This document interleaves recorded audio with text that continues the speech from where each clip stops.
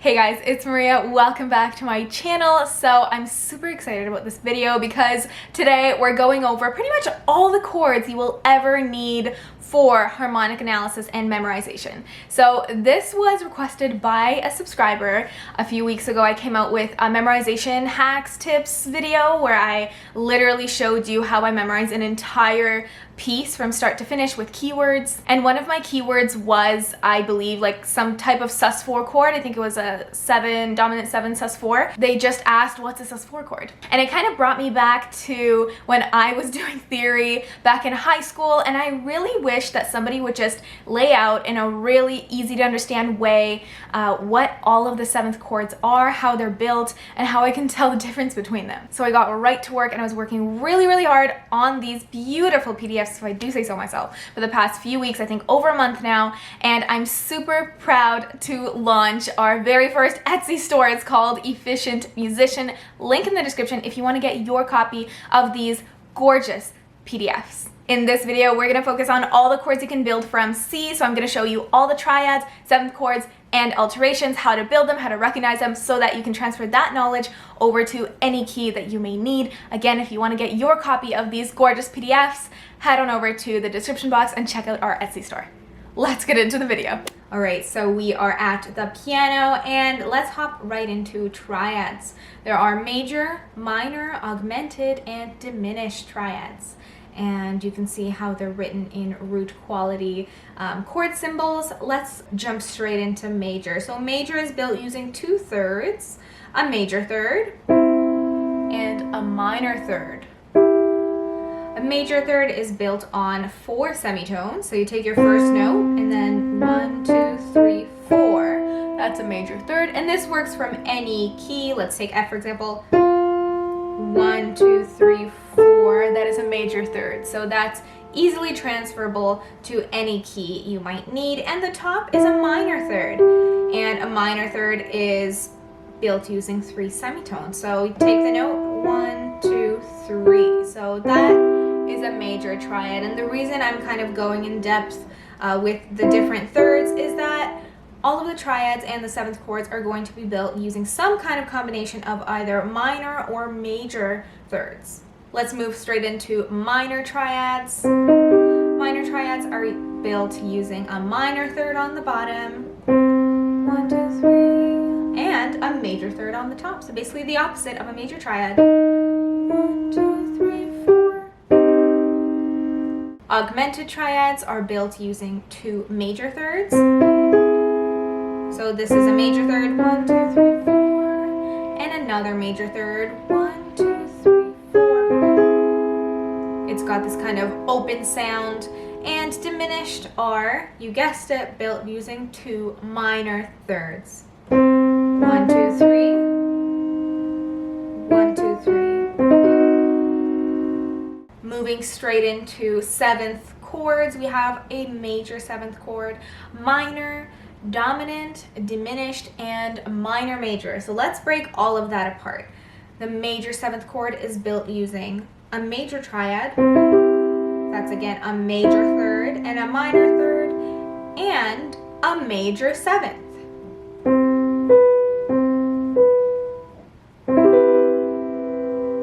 So major triad, major 7th, all around major. That's what's called a major 7th chord. Let's move on to minor. So same deal here, minor triad. So a minor third, major third, and a minor 7th on the outsides. So minor triad, minor 7th, minor all around. It is a minor 7th chord. Moving on to the other possibilities. So we have the dominant 7th chord. Another name for this is the major minor 7th chord, because we always label the triad first, followed by the 7th. So this is built using a major triad and a minor 7th. So again, another name for this is a major minor 7th or a dominant 7th. And the reason this is called a dominant 7th is that it's built on the dominant of a certain key. In this case, if you want to make sense of the C7 or the C dominant 7th chord, you have to figure out what key it belongs to. In other words, what is the tonic if C is the dominant? So let's just go down 4 scale degrees to find the tonic. So this is 5 or the dominant, 4 or the subdominant, 3 or the mediant, 2 or the supertonic, and this is our tonic. So in the key of F major,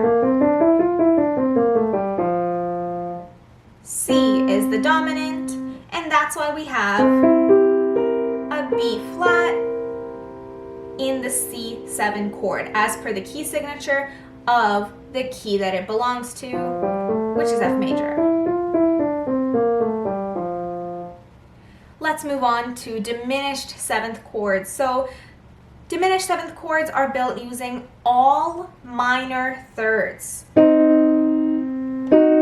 So it's really continuing that pattern of the diminished triad, and you just add another minor third on top of it. This is the only 7th chord that has a diminished 5th in it. All the other ones have a perfect 5th, the major, perfect 5th, minor, also perfect 5th, dominant 7, still a perfect 5th, diminished. This is the tritone or diminished 5th. And the last one is a minor major 7th. And it's built using a minor triad. Remember, we always label the triad first and the 7th second, and a major 7th. Let's move on to all of the ways we can alter these 7th chords. So we're going to be talking about major alterations, minor alterations, dominant, and minor major alterations. Let's start with major. An easy way to alter this would be to make it a flat 5. So what you do is you take the 5 and you lower it by a semitone. That's what it sounds like. Moving on to the next one. Take the same 5 and raise it.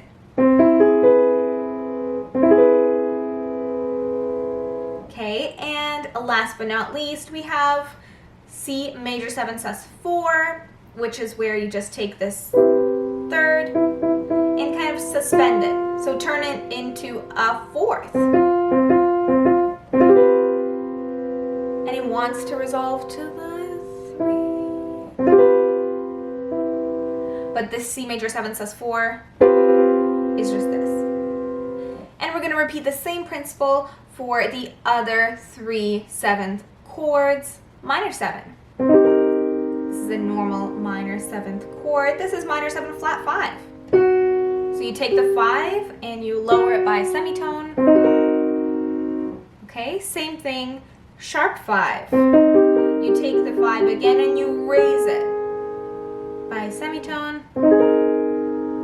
And again, C minor 7 sus4. Instead of the 3rd, you have a perfect 4th.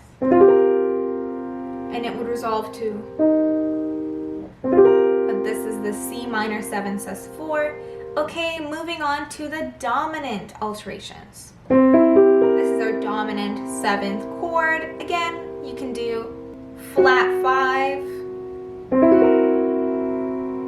Let's return the 5 back to its place. And you can do sharp 5. You can also do sus4, so C7 sus4, and this is the chord that triggered this whole project. This is a very special chord. My favorite thing to play with this chord is, this is very Baroque, very Bach-like. Bach uses this chord a lot. And the resolution. But this is the C7 sus4 chord. Okay, and last but not least, minor majors. Let's start with our basic minor major 7th. And let's lower the 5, so flat 5. Okay, and now we're going to take the 5 and raise it. And last but not least, the minor major 7, sus4. So instead of the minor third, we're just gonna have a perfect fourth. And again, it just resolves to the third. But this is the sus4. And those are all the chords. So that's it for this video, guys. Thank you so much for watching. I hope you found that video helpful. If you did, be sure to send it over to another friend who might be also struggling with a little bit of harmonic analysis. Don't forget to give this video a thumbs up, subscribe to this channel, and if you want to watch some more of my videos, you can do that right here. And I'll see you guys in the next one. Bye!